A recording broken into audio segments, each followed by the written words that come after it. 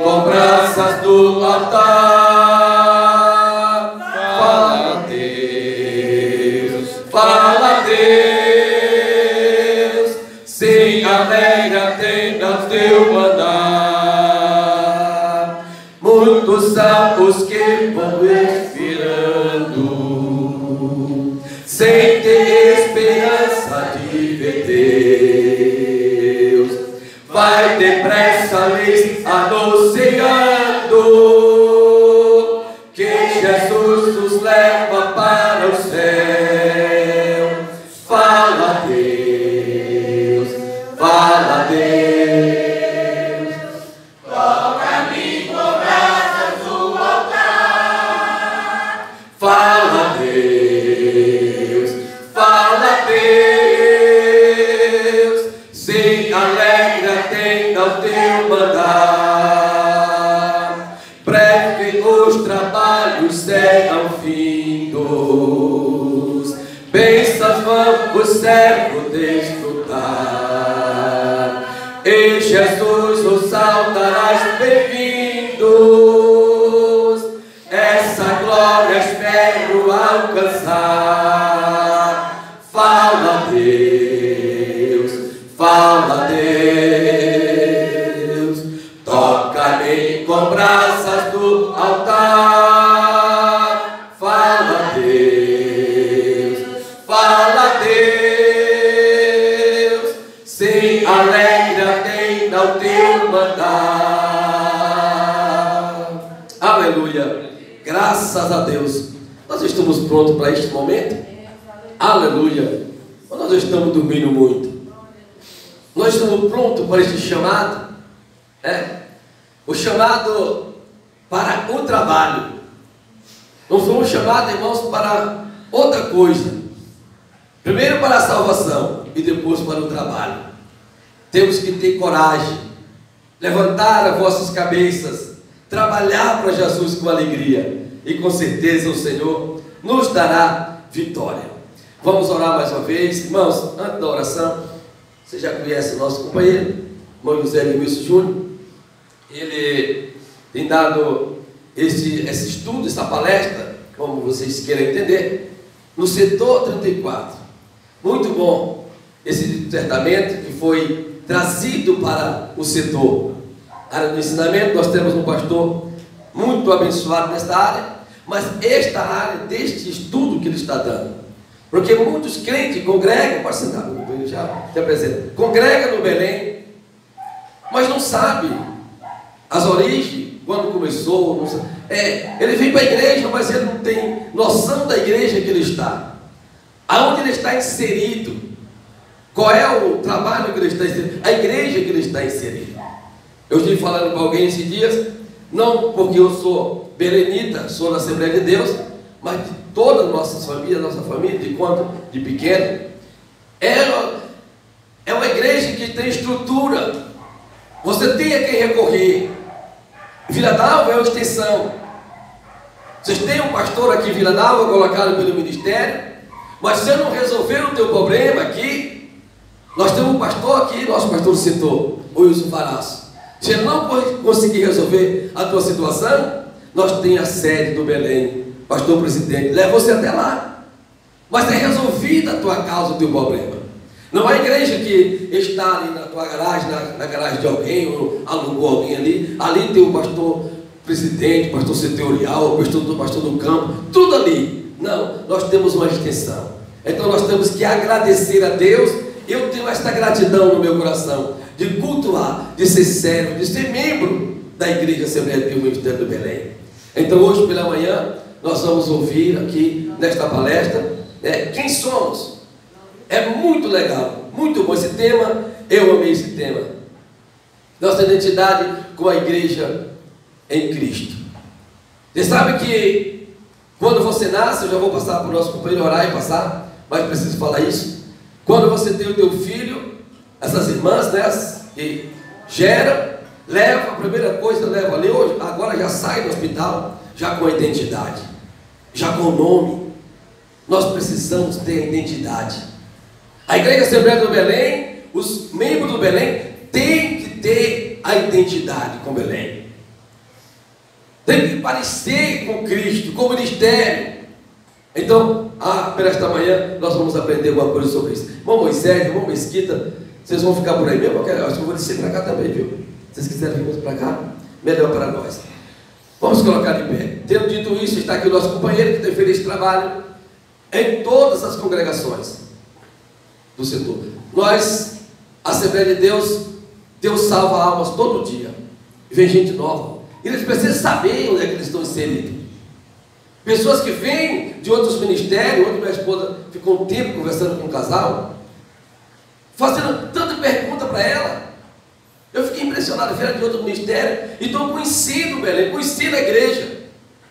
Então precisa participar de um trabalho como esse. Deus abriu as portas para os companheiros, Deus tem dado essa graça, essa sabedoria para ele. Isto não é para todos, mas Deus escolhe aqueles que a Bíblia diz, doutores e professores, aqueles, ensinadores. Deus tem usado nessa área e tem tido a oportunidade de instruir. Domingo passado foi na Rio Pequeno, né? Foi uma bênção, esteve olhando lá, uma maravilha. E hoje aqui, com certeza, vai ter em todas as igrejas. Vamos colocar em pé. Então, irmãos, querem receber o nosso companheiro? Bem-vindos? Amém? Amém.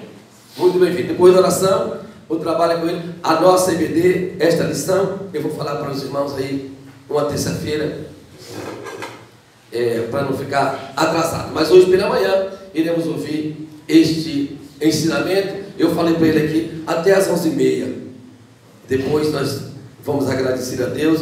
E quem evangelizar, não sei como é que está aí, vai evangelizar, senão vão para casa descansar. E à noite estaremos aqui de volta, cultuando ao Senhor. Irmão Manuel Mesquita, vem orar ao Senhor. Venha fazer essa oração, Senhor. Depois, companheiro, o microfone está com o Senhor, tá bom? Fique à vontade, aqui é a tua casa. Tem água aqui, tem água aqui. Santos irmãos, com a paz do Senhor. Amém. Vamos orar. Senhor nosso Deus, nosso Pai, que estás nos céus, santificado é o teu nome e venha o teu reino. Em nome do teu Filho Jesus Cristo, nós te agradecemos por este dia, por este momento. Agora nós estaremos entrando nesse trabalho tão importante para a tua igreja. Abençoa o teu servo, irmão José Edmilson, dada a tua graça.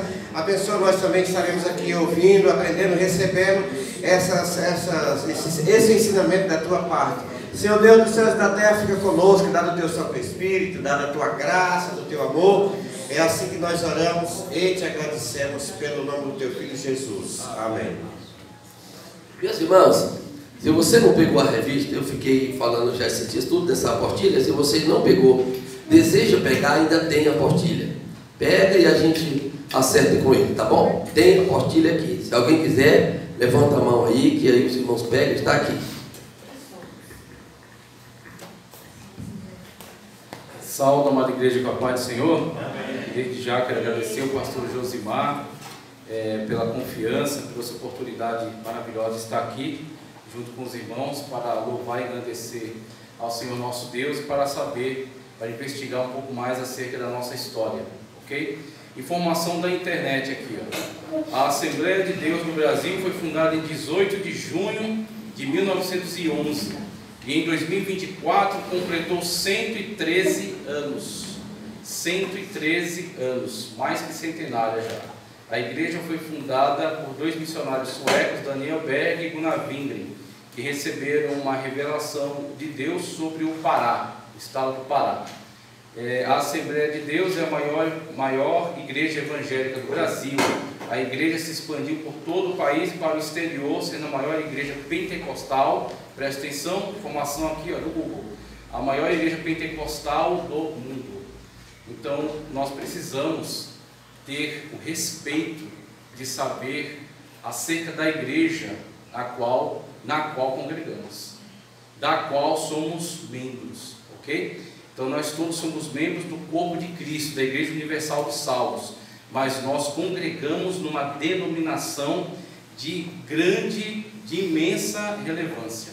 Então nós temos que ter esse respeito, nós temos que ter esse interesse em saber acerca da nossa história, para que nós possamos então dar continuidade, porque nós estamos, como disse já um grande sábio da antiguidade, nós estamos como sobre os ombros de gigantes.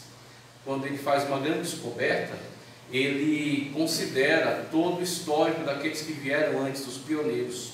Então, para que nós estejamos hoje aqui nessa igreja, dentro dessa estrutura, aproveitando aqui dessas bênçãos e podendo compartilhar, podendo dar continuidade, nós temos que ter noção de tudo aquilo que foi feito para chegarmos até aqui. Todo o preço que foi pago para que nós estejamos aqui hoje ocupando a posição que ocupamos, dentro da igreja a qual estamos, uma igreja séria, uma igreja doutrinariamente fundamentada, uma igreja que glorifica o nome de Deus, que tem testemunho acerca do poder de Deus que está nela, que manifesta isso para o mundo de forma extraordinária. Então nós temos que participar disso com conhecimento, tendo a plena noção acerca do histórico dessa igreja. Então é isso que nós estamos investigando a partir de agora, em nome do Senhor Jesus. Peço para que você, em espírito, venha junto comigo ao longo dessa caminhada, para que nós, ao final, possamos voltar para casa de posse da nossa vitória, sabendo que nós adquirimos mais conhecimento acerca da igreja, mas não simplesmente acerca de uma denominação, mas acerca daquilo que Deus tem feito na terra por meio desta obra, tá certo? Então nós temos aqui a oportunidade de ver a manifestação do poder de Deus através dessa grande obra, dessa denominação. Quem somos? Nossa identidade como uma igreja em Cristo. Aí na sua apostila, vamos começar também a trabalhar com ela. Nós temos então esse material que foi construído a partir dessa busca, dessa oração, dessa pesquisa, e materiais importantes que estão envolvidos nessa obra são esses aqui, por exemplo, O Século do Espírito Santo, 100 anos do avivamento pentecostal e carismático, Visson Sina, da editora Vida, aqui ó. Esse livro é importantíssimo, eu recomendo a todos que puderem, adquiram esse livro aqui, porque ele vai te dar todo o contexto daquilo que o Senhor tem operado por meio desse grande avivamento, tá certo? Como de fato o movimento pentecostal ele é um despertar do Espírito Santo de Deus para a igreja. Como o Espírito Santo de Deus, ele trouxe esse movimento como um renovo, um despertamento. Ele trouxe um despertamento para a igreja que em muitos contextos já estava estagnando.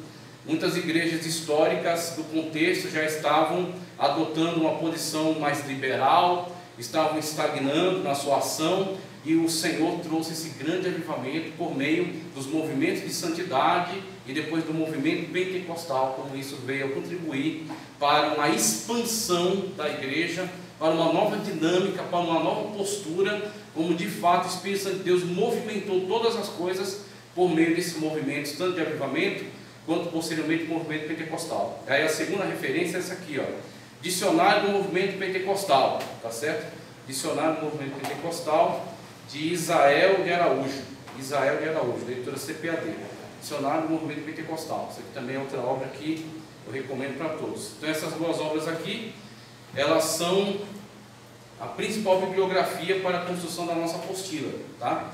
A gente vai trabalhando então aqui com a nossa apostila e trabalhando com material em tela. O material em tela é um pouco mais amplo, porque se eu tentasse colocar todo o conteúdo da palestra na apostila, ela ficaria enorme e ia ficar muito mais encarecida.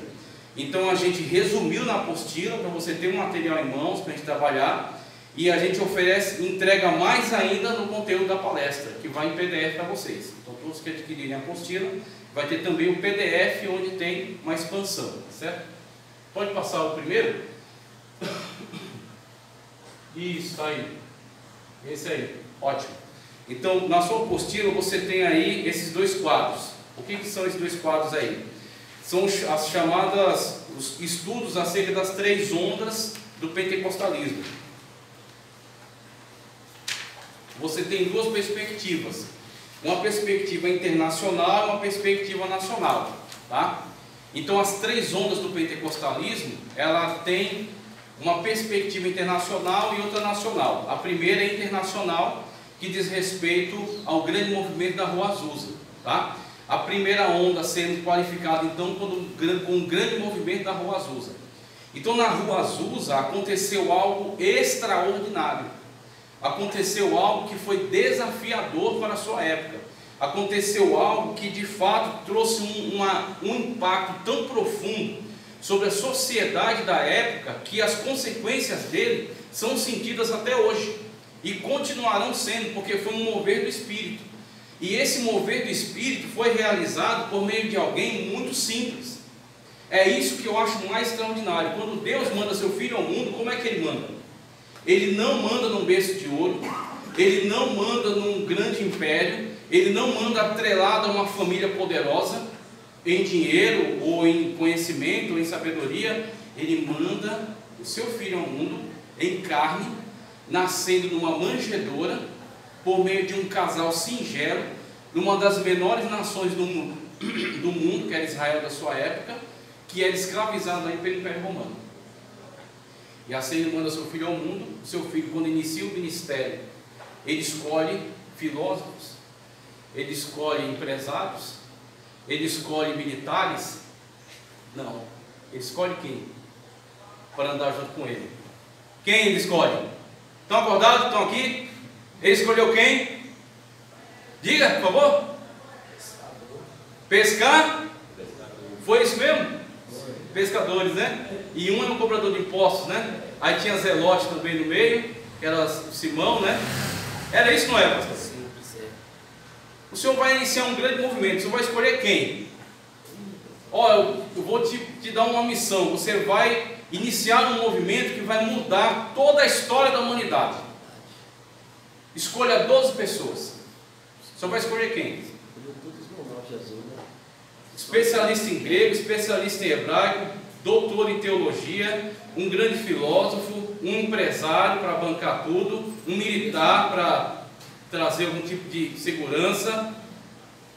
É isso ou não é? É isso. Não é assim que as pessoas trabalham?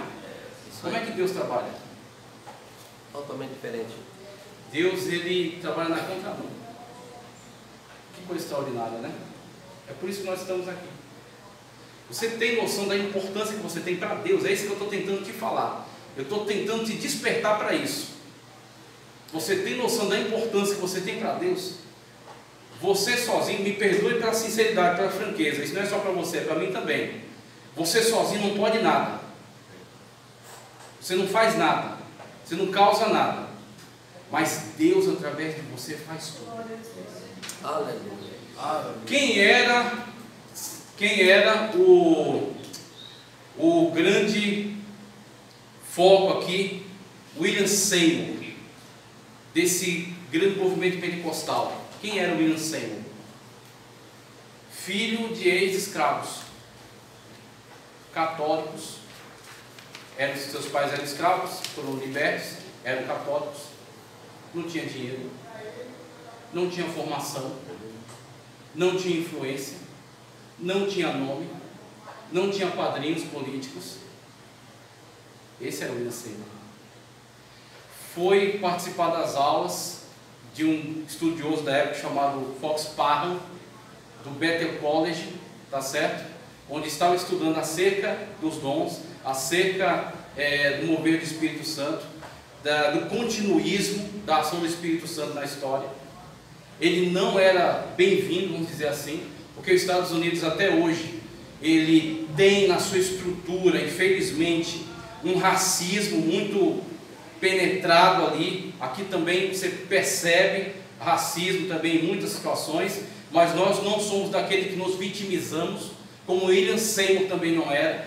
Nós nos posicionamos e sabemos que nós podemos ser poderosamente usados por Deus, quando nós estamos de acordo com a sua vontade, no centro da sua vontade. Assim, William Seymour, mesmo com dificuldades, ele participou daquelas aulas, aprendeu acerca daquilo que estava sendo estudado, e quando ele começa a pôr em prática aquilo que ele estudou, aquilo que ele aprendeu, quando ele começa a pôr em prática, Deus utiliza-se desse simples homem. Assim como seu filho veio num contexto simples, assim como seu filho escolheu pessoas simples, agora Deus utiliza-se desse simples homem, esse negro, desprezado em muitos contextos, sem qualquer tipo de respaldo teológico, ou financeiro, ou social. Inclusive tentou pregar numa igreja holiness, essa mensagem pentecostal foi desprezada, alugou um quarto em uma casa, a partir dali começou a fazer reuniões de oração e pregação, e dentro dessa reunião, Deus trouxe ali o início desse grande movimento que impactou e continua impactando a história. Começou dentro de um quarto de uma casa, e ali pessoas começaram a buscar pelo poder de Deus, pelo revestimento de poder e pela evidência do falar em outras línguas. E conforme eles foram tendo essa experiência, isso foi fazendo com que aquele movimento não coubesse mais dentro daqueles aposentos. E ali eles tiveram que alugar um grande galpão, onde deu-se início ali esse grande mover do Espírito. Esse grande mover do Espírito que impactou diversas lideranças da sua época, que levaram esse mesmo mover do Espírito para outros contextos, até que um homem chamado William Dunham participa desse mover, leva esse mover do Espírito Santo, que ele descobre ali na Califórnia, onde ele estava, na Rua Azusa, leva isso para Chicago, e em Chicago 2 grandes nomes terão um contato, que aí você tem já a segunda onda nessa perspectiva internacional. A primeira é da Rua Azusa, a segunda, e aí você vai ter, no contexto dos Estados Unidos, um movimento chamado carismático. E a terceira onda você vai ter o chamado neopentecostalismo. Então, William Dunham vai ser o canal de Deus por meio do qual Luiz de Francescon vai ter contato com o poder de Deus, com o revestimento de poder, com a evidência do falar em outras línguas, com a chamada glossolalia, tá? E também Daniel Berg e Gunnar Wingren terão contato também com o mover de Deus, e ambos virão para o Brasil. Luiz de Francescon trabalhou em São Paulo, fundador da Igreja Cristã do Brasil, tá certo? Em 1910. Aí em 1911, Daniel Berg e Gunnar Wingren, lá do Belém, Pará, a Assembleia de Deus. Primeiro, missão de fé apostólica, depois a Assembleia de Deus. Então, no primeiro quadro, primeira onda, Rua Azusa. Segunda onda, movimento carismático. O movimento carismático, nesse primeiro quadro internacional, diz respeito às igrejas reformadas dos Estados Unidos, que começaram a aderir ao pentecostalismo. Nem todos foram contra, nem todos se opuseram.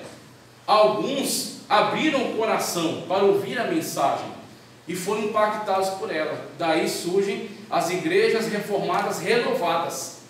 Esse é o movimento carismático, que é a segunda onda na perspectiva internacional. E a terceira onda já é uma situação que nos desperta o alerta. A terceira onda é o chamado neopentecostalismo. Nós somos pentecostais históricos. O que isso significa? Significa que o nosso pentecostalismo está profundamente alicerçado nas Sagradas Escrituras. Nosso pentecostalismo está fundamentado aqui, nas Sagradas Escrituras.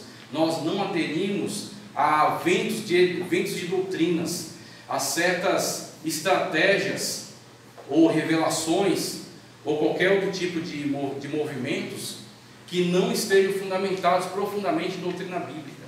Já o neopentecostalismo, infelizmente, no seu afã de crescimento, de fama, de poder, de dinheiro, ele acaba se dobrando a certas práticas que são questionáveis. Muitas delas são de fato heréticas. E aí quando você vê, por exemplo, ele cita aqui a igreja Venerhard, você vê pessoas urrando, você vê pessoas andando de quatro com animais, você vê um movimento chamado da gargalhada santa, onde um profeta dá lá um sinal, as pessoas começam a rir que nem alucinadas. Você vê um homem que bate com o terno, as pessoas caem no chão. Meninice, carnalidade, e eu digo até mais, influência demoníaca, porque Satanás não ficaria quieto diante desse grande mover. O Espírito Santo de Deus impactou o mundo por meio do movimento pentecostal. E qual é a resposta de Satanás a isso? Não digo todo o neopentecostalismo, mas muito do que está ali dentro é diabólico. Muito do que está ali dentro é demoníaco. E tem o intuito de destruir exatamente o impacto poderoso causado por Deus por meio do movimento pentecostal. Um avivamento espiritual, um avivamento da santificação, um avivamento do evangelismo, um avivamento da busca por conhecimento bíblico. E aí Satanás contrapõe a isso o quê? carnalidade. Rodar, correr, pular, cair, fazer tudo quanto é tipo de coisas que não traz edificação. Os pioneiros não davam respaldo a isso. Os pioneiros não concordavam com isso. Gunnar Wingren chegou a corrigir um movimento fundado por irmãos que vieram da Lituânia ou da Letônia, uma coisa assim. Vieram daqueles países nórdicos, países do norte da Europa. E eles tinham uma prática de dançar. Quando eles ficavam cheios do Espírito Santo, segundo eles dançavam, faziam lá uma farra. E ele corrigiu. Isso não tem Deus. Isso não tem fundamentação. Isso não tem propósito de edificação. Ninguém está sendo edificado com isso aí. Isso é carne. Porque quando você sente o poder de Deus, você sente vontade de pular, de correr, de jogar as cadeiras para cima. Só que o seu espírito é sujeito a você. O espírito do profeta, não é o espírito de Deus, o seu espírito é sujeito a você. Então o Espírito Santo de Deus, quando te impactar, ele vai te orientar para uma ação que seja glorificadora do nome de Deus. A estender a mão para curar, a estender a mão para expulsar demônios, a pregar Cristo com ousadia, a aguentar as tribulações, a aguentar as perseguições, a passar por cima de todo tipo de dificuldade, revestido pelo poder de Deus. Agora, pular, rodar, correr, cair, isso é bobagem, isso é meninice. Isso é coisa que precisa ser deixada para lá, porque isso não traz edificação, traz escândalo. Escândalo e ridicularização. Você vê hoje uma terrível ridicularização do pentecostalismo, e quando você vai entrar nos vídeos dos críticos, porque hoje o que mais tem é crítico. Tem críticos aí que do escritório dele ele corrige o mundo. Quando você vai ver o conteúdo que ele está corrigindo, como se ele estivesse corrigindo o pentecostalismo, quando você vai ver, é neopentecostalismo, é bobagem, é meninice, é besteira, é coisa de gente que não tem Bíblia, é coisa de gente que não tem conhecimento bíblico. Então nós somos pentecostais históricos, tenha isso muito claro na sua mente. O segundo quadro que está ao lado aqui, ele é o pentecostalismo, mas na perspectiva nacional, né? Essa categorização aqui para o Brasil. Então no Brasil a primeira onda é constituída pelas igrejas que foram trazidas pelos fundadores, pelos pioneiros. O Luiz de Francescon fundou a Cristã do Brasil e Daniel Berg e Gunnar Wingren fundaram a Assembleia de Deus. E eu digo para você que em tempos mais para trás aí, do passado, a Igreja Cristã do Brasil e a Assembleia de Deus eram muito mais unidas. Gunnar Wingren pregou na Igreja Cristã do Brasil. Eles não tinham essa situação que hoje é observada. E não é de nós para eles, é deles para nós. Eles se tornaram exclusivistas. Eles chamam a si mesmos de a graça, como se a própria Igreja Cristã do Brasil fosse a graça. Então essas são características sectárias adotadas por certas lideranças que tomaram conta daquele movimento. Eles têm esse exclusivismo. É tão grave isso é tão patético, é tão ridículo, que leva a situações que causam muita irritação. Por exemplo, fui levar uma palestra na São Remo. No final, peguei minha mala com minhas coisas, meu filho, e a gente foi para aquela rua onde tem um roldão, mais fácil chamar o Uber ali. Estou aguardando o Uber, daí passam dois engravatados, com Bíblia na mão. Meu filho já deduziu, irmãos da Assembleia de Deus. Não, irmãos só, nem colocou Assembleia de Deus, são irmãos em Cristo. Aí meu filho, a paz do Senhor. Dois caras, do jeito que estavam indo, quando eu vi onde é que eles entraram, na Dita Cuja. A gente estava ali de frente para a Igreja Cristã do Brasil. Entraram lá. Eu quase que eu largo minhas coisas e pego eles no tal. Para falar, vocês não querem a paz, agora vai ter a ira. Mas assim, uma coisa patética, sabe? Como é que uma pessoa nega a paz para alguém que está o cumprimentando com a paz do Senhor? Aí diz a paz de Deus. Tudo bem, então diga a paz de Deus. Agora, desprezo por um irmão em Cristo, o que colocou isso na mente deles? Que perturbação é essa? Que desvio é esse? E assim, a gente olha para isso e a gente sente pena, porque é uma grande igreja, só que infelizmente está tomada por um espírito sectarista, que acham que só eles são o caminho, que acham que eles são exclusivos, como se eles não fossem integrados ao corpo de Cristo, juntamente com tantas outras igrejas. Eu sou irmão em Cristo deles, bem como todos nós. Aqueles que estão andando em Cristo, conforme a palavra de Deus, são irmãos em Cristo, mesmo sendo de outras denominações. E existe a chamada Igreja Universal dos Salvos em Cristo, cuja cabeça é Ele. E estão todos integrados no seu corpo, e são todos submetidos à palavra de Deus. Agora estão em diferentes denominações. É isso que, a única coisa que nos separa é essa questão de denominação, mas o que nos une é Cristo. Então, quando você vê essa atitude, você vê o prejuízo que eles estão tendo com esse tipo de postura. Eles são tão exclusivistas que eles nem se unem com as igrejas cristãs fundadas por Franciscon na Argentina. Eles não se entendem uma mesma igreja, devido ao grave exclusivismo no qual eles se enfiaram. E aí eles dizem que os outros são primos. Eles devem ser sobrinhos de Deus, porque nós somos filhos. Então eles devem ser sobrinhos de Deus. Eu não sabia que Deus tinha sobrinho. Então você tem essa situação. Essas duas são a primeira onda, a Assembleia de Deus e Cristã do Brasil.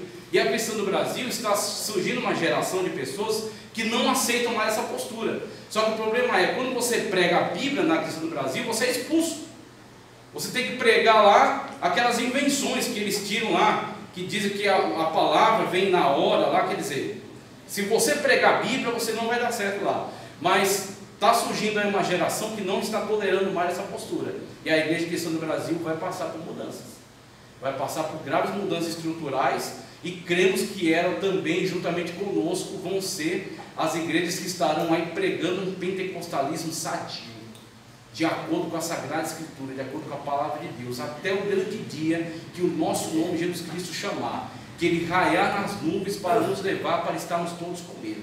Aí não vai ter denominações, todos serão um corpo só em Cristo Jesus, todos serão uma igreja só em Cristo Jesus, tá certo? Então nós temos a primeira onda. A segunda onda são os movimentos de cura, em 1950, chegada dos missionários da Igreja Evangélica Quadrangular.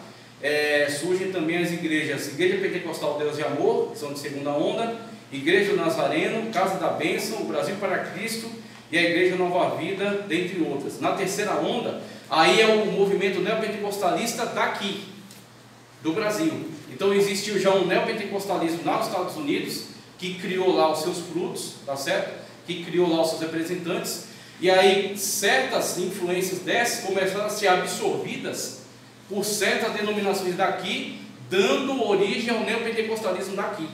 Então, com o neopentecostalismo daqui, surge a Igreja Universal do Reino de Deus, Igreja Mundial do Poder de Deus, Igreja Internacional da Glória de Deus, Renascer em Cristo, Bola de Neve e Ministério Internacional. É da glória de Deus ou da graça de Deus? Da graça de Deus. É da Igreja Internacional da Graça de Deus. O Senhor falou glória de Deus. É.